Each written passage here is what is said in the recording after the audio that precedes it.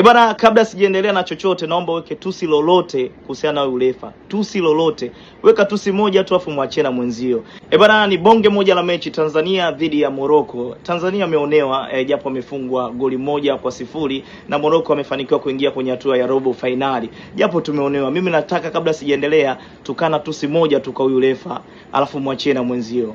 Kitu ambacho inabidi ukifahamu kwamba Gamondi ameendelea kuonesha kwamba yeye ni kocha wa namna gani, lakini pia ana nini ndani yake. Tanzania amebadilisha, imekuwa Tanzania ni bora sana. Mimi naweza nikasema tu kwamba 2027 kwenye mechi za AFCON Tanzania apewe tena Gamondi ndio awe kocha mkuu rasmi. Lakini kitu ambacho inabidi ukifahamu, yote yaliyotokea siku hii ya leo, Tanzania kunyima penalti kama unavyoona hii hapo video hapo juu, kwamba kiongozi wa Morocco alikuwa anazungumza na marefari kabla ya mchezo.